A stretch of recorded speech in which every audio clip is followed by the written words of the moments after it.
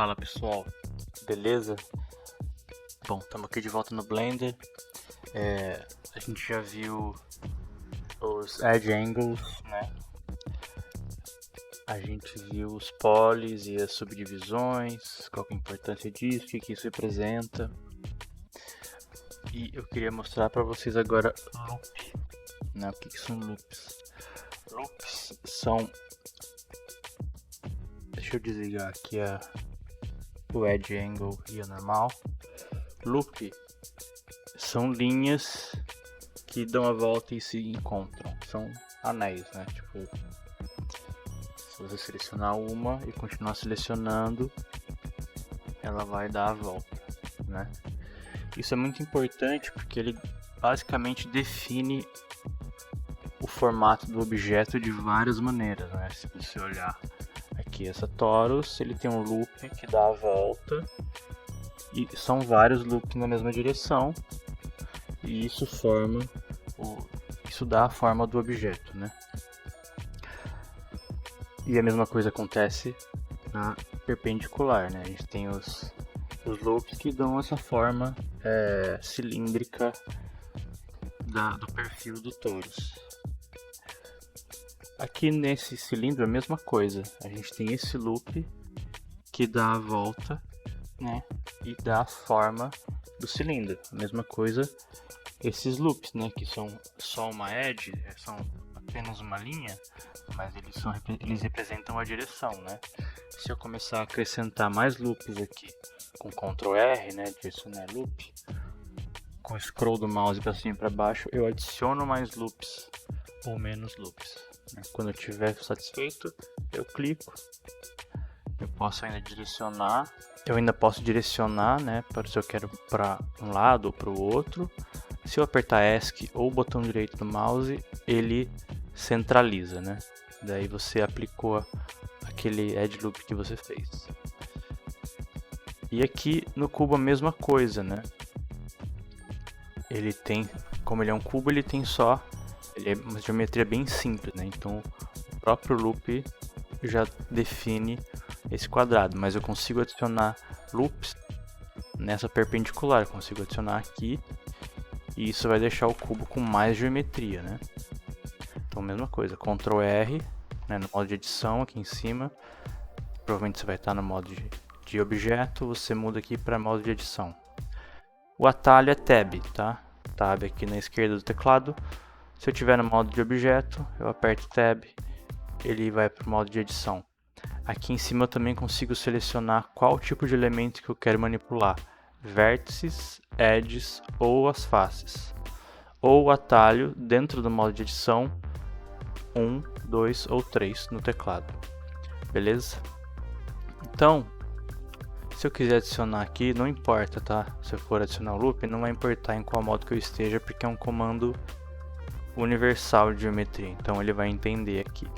Então eu vou dar um Ctrl R e aqui eu consigo adicionar mais ou menos com o scroll do mouse mais loops na perpendicular dessa edge que estava selecionada. Então para eu adicionar loops nesse sentido aqui,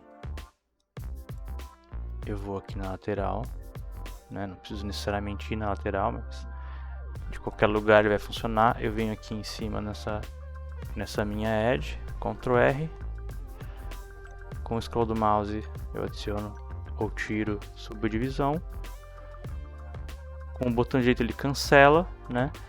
Enquanto estiver amarelo você consegue adicionar mais subdivisão ou menos, aí você clica e você vê que a linha fica laranja, aí você pode dar ESC e ficou fixo. Você ainda consegue mexer aqui embaixo, tá? Até o ponto que você não fez algo diferente na geometria, o último comando fica aqui, tá? Então você tem algumas configurações extras aqui que você pode mexer, tá?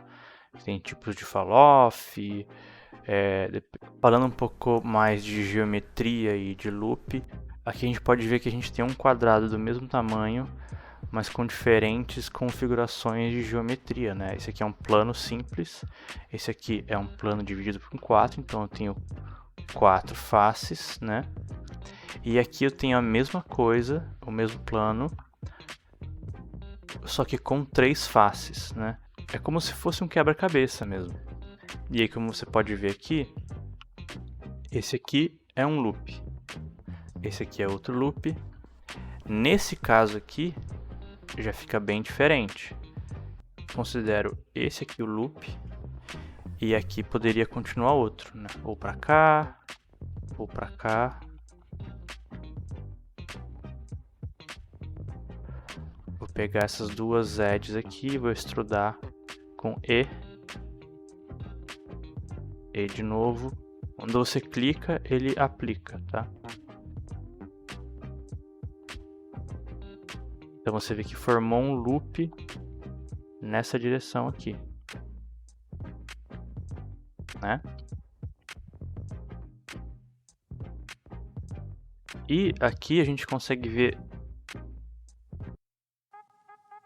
E aqui a gente também vê um outro ponto importante, que é o cuidado com a malha que a gente tem que ter quando estiver modelando de uma forma tradicional, né? Uma boa prática é manter sempre faces com 4 lados, 4 edges e 4 vértices, né? Se você reparar aqui,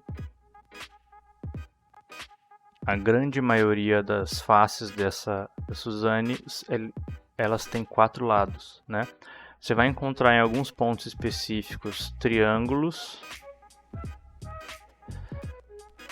mas é uma boa prática, não é sempre, você pode quebrar essa regra, mas é uma boa prática manter 4 lados, tá? E também, se possível, isso pode variar, mas manter um tamanho mais ou menos homogêneo na malha, ou pelo menos transições suaves, né? Você não vai pegar, vai ter um quadrado deste tamanho e aqui fazer um quadrado deste tamanho se você quiser uma superfície homogênea. Aqui você vai criar uma tensão, né? Você tem duas edges muito próximas, então aqui você cria um ponto de tensão, porque você tem uma geometria muito próxima da outra, né? E aqui eu tirei, lembra que a gente estava falando de loop? Aqui eu tenho esse loop aqui, que dá a forma da cabeça, né?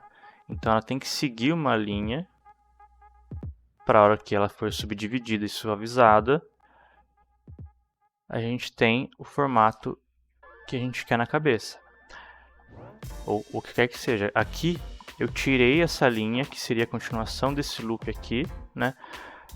E você pode ver que ele até mantém mais ou menos o formato, mas ele dá uma deformada, né? Então aqui eu tirei tanto essa daqui, que ainda são dependentes, né? Eu tirei esse loop e essas edges, né? E essas edges, né?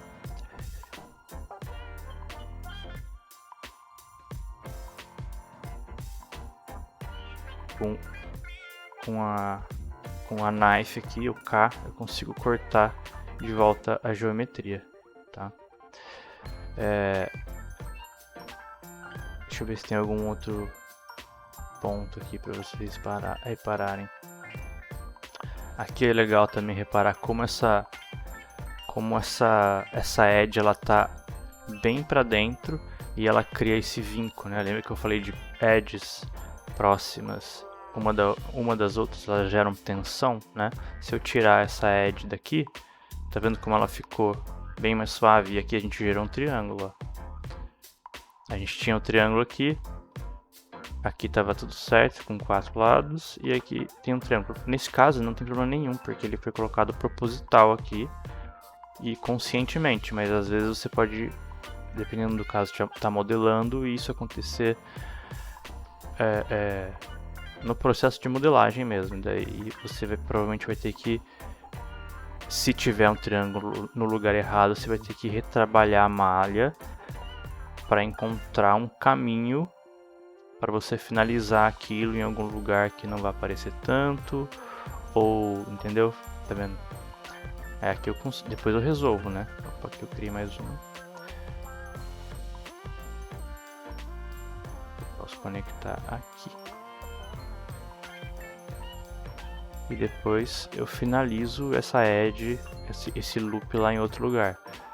Mas aqui eu mantive aquele vinco e removi o triângulo, que não era um problema, mas se eu tivesse algum tipo de deformação aqui, desse algum problema, provavelmente eu teria que arrumar. Assim, esse é um exemplo bem simplório, mas dá para entender o que eu quis dizer com o vinco, né? A proximidade das edges geram tensão. A gente consegue ver isso também aqui em volta dos olhos, né? Você pode ver que quanto mais próximas as edges, mais tensão elas geram, né?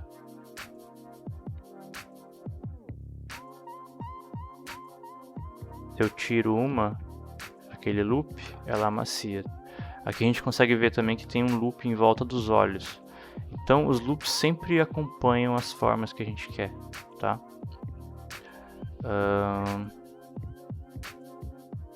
E esse foi o pedaço que eu tinha removido daqui, né? Olha a quantidade de vértices em uma face só, né? Isso aqui claramente vai dar problema. Se eu remover a subdivisão, só de eu olhar em volta, eu consigo ver que vai dar problema. Se você reparar, ela não tem sustentação nenhuma, né? Essa face. Então eu teria que começar a conectar essa com essa, essa com essa. E aí eu começo a ganhar controle.